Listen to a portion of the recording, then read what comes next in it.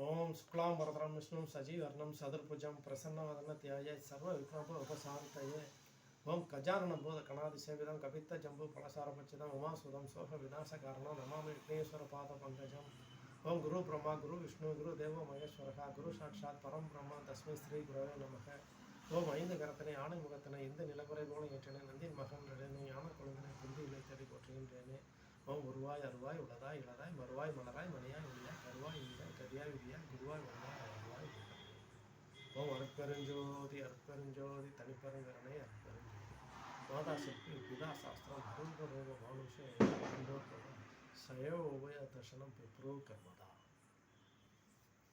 இறை வழிபாடு இறை வழிபாடை ஒவ்வொருத்தரும் ஒவ்வொரு விதமாக சொல்கிறாங்க.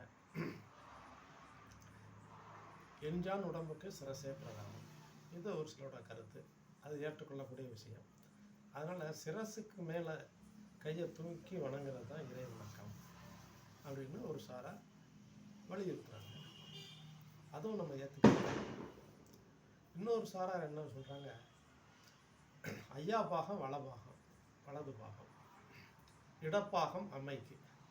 அதனால் ஐயாவை வணங்கும் போது வலது பாகத்துக்கு நேராக கையை தூக்கி வணங்கணும் அப்படின்னு ஒரு சாரார் சொல்கிறாங்க. சில பிரிவு என்ன சொல்கிறாங்க, அம்மை பாகத்துக்கு நேராக கையை தூக்கி வணங்கணும் அப்படிங்கிறாங்க. இப்படி பல கருத்துகள் இருக்குது.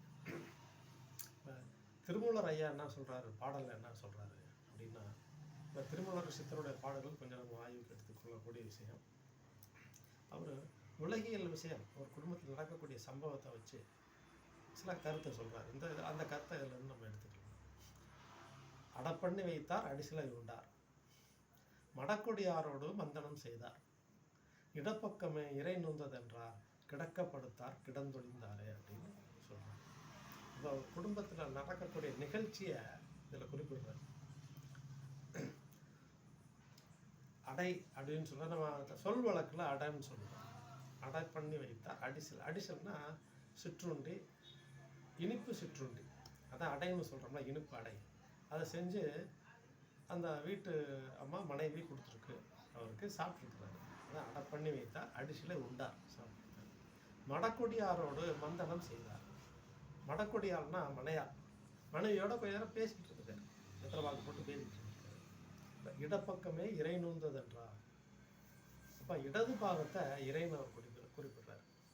அப்போ இடப்பக்கமே இறை நோந்ததென்றார், இங்கே தான் ஆய்வுக்குரிய விஷயம். இடைப்பக்கமே இறை நோந்ததென்றார், கிடக்கப்படுத்தார் கிடந்தொழிந்தார். அப்போ இடது பாகத்தை அவர் இறைன்னு சொல்கிறார். இடது பாகம் என்ன இருக்குது, ஹார்ட். அப்போ ஹார்ட்டுக்கு நேராக நம்ம கையை வச்சு, அப்போ இடப்பாகம் அம்மை பாகத்துக்கு நேராக கையை வச்சு கும்பிடலாமா அப்படின்னு கூட அதையும் ஏற்றுக்கலாம். இந்த மாதிரி கருத்து இருக்குது. பொதுவாக கிராமத்தில் என்ன சொல்லுவாங்க, பெரியவாளாம் என்ன சொல்லுவாங்க, நெடுஞ்சாங்கன்னே விழுந்து கும்பிடுங்கப்பா அப்படிம்பாங்கல்ல, அந்த கருத்தை வலியுறுத்துற மாதிரி தான் நாலடியார் ஒரு விஷயம். இப்போ நாலடியார் சொல்லக்கூடிய விஷயம் என்ன அப்படின்னா, நாலடியார் பாடலில் வானிடு வில்லில் வரவரியா வாய்மையா காணிலம் தோயா கடவுளை யானிலம் சென்னியுற வணங்கி சேர்துமை உள்ளத்து உண்ணியவை முடிகவென்று அப்படின்னு பாடல் சொல்லுது. இதில் மனித பிறவியோட ரகசியத்தையும் சொல்லப்பட்டிருக்கு, இதில் சேர்த்து சொல்லப்பட்டிருக்கு. வானிடு வில், ரெயின் சீசனில் மழை காலங்களில் நம்ம பார்ப்போம்.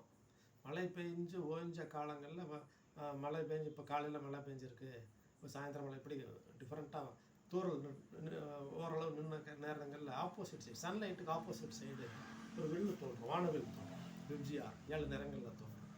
அது வில்லு மாதிரி நமக்கு எர்த்துலேருந்து பார்க்குறதுக்கு, பூமியிலேருந்து பார்க்குறதுக்கு தெரியும். அது ஃபுல் ரவுண்டு தான், ஒரு மலைத்துளியோட பிம்பம் தான் அது, பிரதிபலிப்பு. நமக்கு ஆஃப் தானே தெரியுது, அதனால் நமக்கு வில்லு மாதிரி இருக்குது. அதை தான் வானிடு வில்லின், வானத்தில் வைக்கப்பட்ட வில்லு பாடம் சொல்லுது.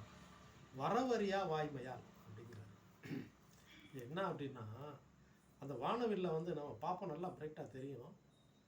கொஞ்ச நேரத்தில் யாராவது கூப்பிட்டு வந்து காவிடணுன்னாக்கா கொஞ்சம் டிம் ஆகிடும், காட்டி பாருங்கன்னு சொல்கிறதுக்குள்ள கொஞ்சம் லைட்டாக டிம் ஆகிடும். அப்புறம் கொஞ்சம் நேரத்தில் பார்த்தா மறைஞ்சு போயிடும். அதான் இதை தான் மனிதனுடைய வாழ்வியல் காலம் அதுதான் சொல்லப்படுது. வானிடு வில்லை வரவரியா வாய்மையா, வாய்மைத்தன்மையோடு இருக்கிறனால தான் இறைவனாக இருக்கிறான். அப்போ வாய்மைங்கிறது என்ன, நீதித்தன்மையோடு இருக்கிறதுன்னு இல்லை. நீதிங்கிறது சில நேரங்களில் சாட்சியங்களின்படி தவறு இழைக்க தோன்றும், தவறு இழைத்து விடும். அதனால் நீதிங்கிறது இங்கே சரியானது அர்த்தம் கிடையாது, பொருந்தாது. அதான் வாய்மைங்கிறது 100% பர்ஃபெக்ட். அதில் இந்த 1% கூட மாசு பார்க்க முடியாது. அதைத்தான் அந்த வாய்மைத்தன்மை இருக்கிறனால தான் இறைவன் இறைவனாக இருக்கான். அப்போ வாய்மையோடு இருக்கிறவாலாம் இறைவனுங்கிற ஒரு அர்த்தத்தை கொண்டு வர்றது தான் பாடம் சொல்லுவோம். அதான் வானிடு வில்லின் வரவறியா வாய்மையா கால்நிலம் தோயா கடல். அதான் கால்நிலம் தோயா கடல், வாதம் பூமியில் படாமல் இருக்கக்கூடிய அந்த இறைவனை யானிலம் சென்னியுற வணங்கி.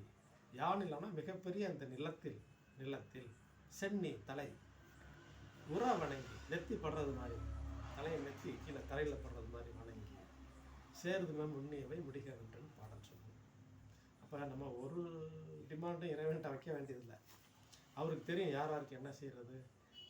லோகம் முழுவதும் படி இழக்கிறவராச்சு, அவளுக்கு தெரியாதா என்ன செய்யணும். நம்ம ஒரு மன திருப்திக்காக அது வேணும் இது வேணும் நியாயமான கோரிக்கையை வச்சா இறைவன் நிறைவேற்றி தருவார். அப்போ இப்படி இந்த முறையில் வணங்கணுங்கிறது தான் பாடலோட கருத்து. அப்போ சென்னியுற வணங்கி, சென்னி தலை கீழே பூமியில் படுறது மாதிரி, நெத்தி பூமியில் படுற மாதிரி வணங்கணும் அப்படிங்கிறது தான் பாடலோட கருத்து. அப்போ இந்த மாதிரி சொல்லப்பட்ட அந்த விஷயம் கிராமத்தில் முன்னோர்கள் சொன்னாங்கல்ல, நெடுஞ்சாங்கடை விழுந்து கும்பிடு, அதே தான் இது, வேறு ஒன்றும் இல்லை. அப்போ இந்த மாதிரி வணங்கக்கூடியதை ஆண்கள் எப்படி வணங்கணும், பெண்கள் எப்படி வணங்கணும். ஆண்கள் அஷ்டபாகங்கள் விழுகிறது மாதிரி, தரையில் படுறது மாதிரி நெடுஞ்சாங்கடை விழுந்து கும்பிடுறது, நடுக்க விழுந்து கும்பிடுறதுன்னு சொல்கிறது. பெண்கள் முட்டி போட்டு சஷ்டபாகங்கள் விழுகணும். 6 பாகங்கள் தான் அவங்களுக்கு விழுகணும், 8 பாகங்கள் அவங்களுக்கு விழுகணும். முட்டி போட்டு தான் அவங்க விழுகணும். இப்போ ஆலயத்தில் வழிபடக்கூடிய முறை இது.